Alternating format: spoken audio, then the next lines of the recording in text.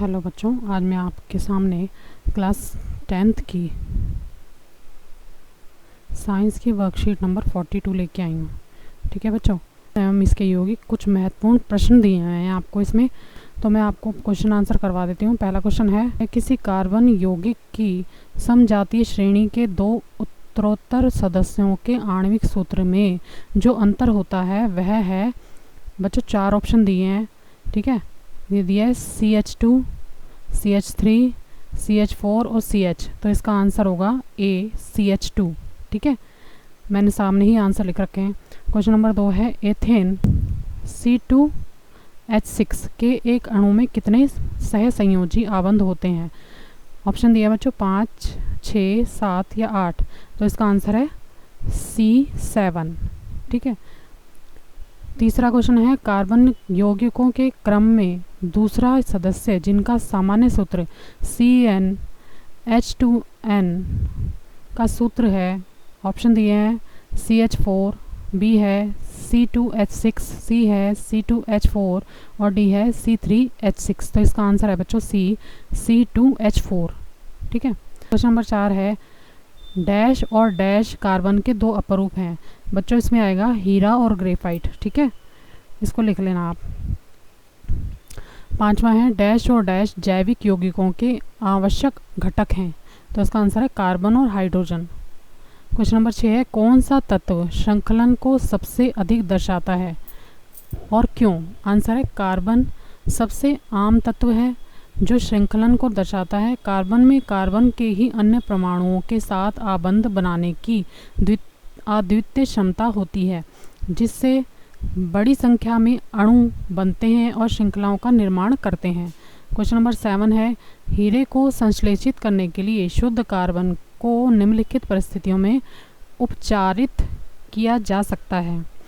Option A है अति उच्च दाब पर, बी है अति उच्च ताप पर, सी है अति उच्च दाब और ताप पर और डी है अति निम्न दाब पर और ताप पर। तो आंसर है बच्चों अति उच्च दाब पर और ताप पर।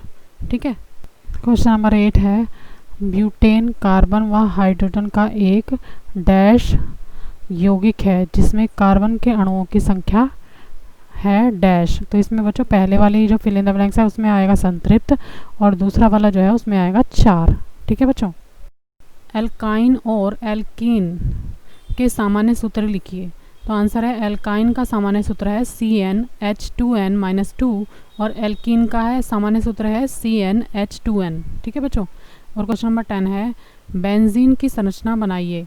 तो आंसर है बेंजीन की संरचना इस तरह से बनती है, ये आप देख लो कार्बन कितनी है 6 कार्बन है और 6 ही हाइड्रोजन है। ठीक है बच्चों, और बीच में एक आबंध भी है इसमें और 2 आबंध भी हैं। ठीक, इस तरह से आप बना लेना।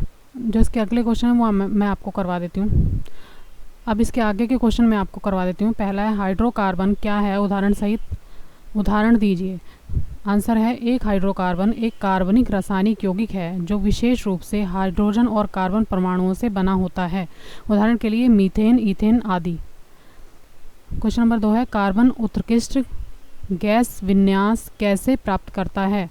आंसर है कार्बन अपने अन्य परमाणुओं अथवा अन्य तत्वों के परमाणुओं के साथ संयोजकता इलेक्ट्रॉनों की साझेदारी अणुओं का निर्माण करते हैं तथा उत्कृष्ट गैस विन्यास की स्थिति को प्राप्त करते हैं। क्वेश्चन नंबर 3 है सहसंयोजी यौगिक विद्युत के कुचालक क्यों होते हैं। आंसर है परमाणुओं के बीच इलेक्ट्रॉनों की साझेदारी होती है और अवशेषित कण बनते हैं, इसलिए ऐसे सहसंयोजी यौगिक विद्युत के कुचालक होते हैं। क्वेश्चन नंबर 4 है बच्चों कार्बन यौगिकों की समजातीय श्रेणी को यह नाम क्यों दिया गया है। समजातीय श्रेणी के दो उत्तरोत्तर सदस्यों के रासायनिक सूत्र लिखिए और बताइए कि इनका कौन सा भाग निर्धारित करता है। पहला भौतिक गुणधर्म और रासायनिक गुणधर्म। तो इसका आंसर है बच्चों यौगिकों की ऐसी श्रृंखला जिसमें कार्बन श्रृंखला में स्थित हाइड्रोजन को एक ही प्रकार के प्रकार्यात्मक समूह प्रतिस्थापित करता है, उसे समजातीय श्रेणी कहते हैं। समजातीय श्रेणी के उत्तरोत्तर यौगिकों के सूत्र हैं CH3OH और C2H5OH। ठीक है, मेथनॉल तथा एथेनॉल एक ही समजातीय श्रेणी के सदस्य हैं। पहला कार्बन श्रृंखला CH3 और C2H5 द्वारा भौतिक गुण निर्धारित किए जाते हैं। दूसरा, कार्यात्मक समूह OH द्वारा रासायनिक गुण निर्धारित किए जाते हैं। क्वेश्चन नंबर 5 है, समजातीय श्रेणी के यौगिकों की 3 विशेषताएं लिखिए। आंसर है, एक समजातीय श्रृंखला की 3 विशेषताएं निम्नलिखित हैं। पहला है, श्रृंखला में सभी यौगिकों का सामान्य सूत्र समान है। दूसरा है, उनका एक ही कार्यात्मक समूह है। तीसरा है, उनके भौतिक गुण जैसे गलनांक, क्वथनांक, घनत्व आमतौर पर श्रृंखला के आणविक सूत्र की वृद्धि के साथ क्रमिक परिवर्तन दिखाते हैं। क्वेश्चन नंबर 5 है, कार्बन की प्रकृति अद्वितीय क्यों होती है? आंसर है, सहसंयोजी बंध की प्रकृति के कारण कार्बन में बड़ी संख्या में यौगिक बनाने की क्षमता होती है। यह धर्मगुण केवल कार्बन में ही मिलता है और तत्व में नहीं, इसलिए कार्बन की प्रकृति अद्वितीय होती है। प्रश्न नंबर 7 है, C3H6, C4H8 और C5H10 एक ही समजातीय श्रेणी से संबंधित हैं।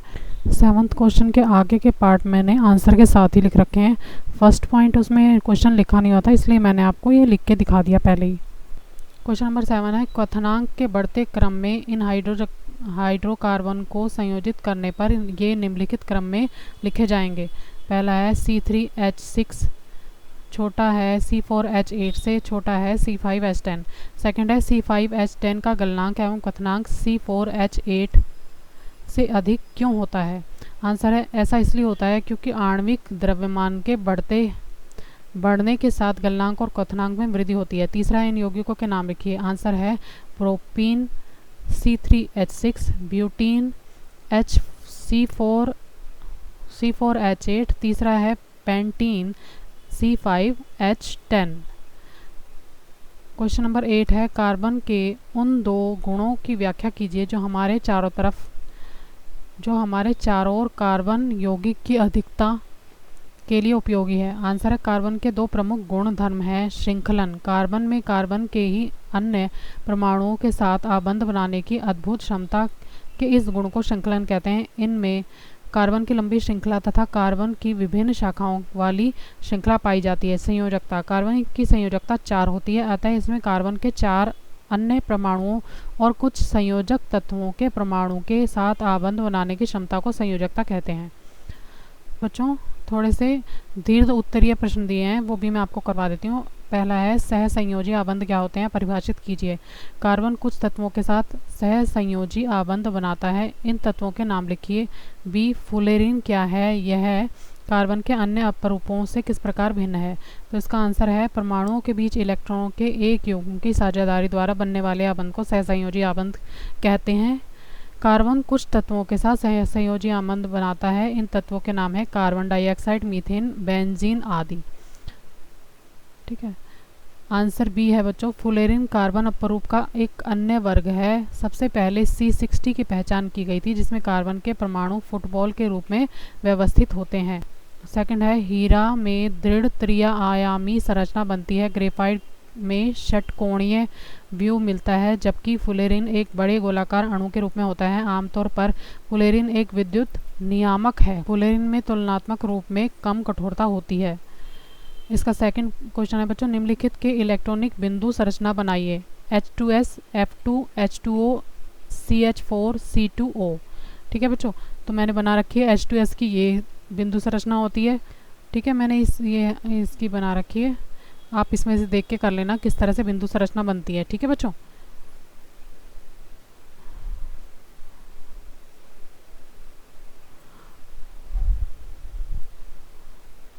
इस तरह से आप सारी संरचनाएं बना लेना, मैंने आपको बना के दे रखी है पिक्चर। ठीक, अब आपकी वर्कशीट यहाँ पे पूरी होती है। अगर आपको मेरा वीडियो अच्छा लगा हो बच्चों, तो प्लीज़ मेरे चैनल को लाइक करना, सब्सक्राइब करना। Thank you very much.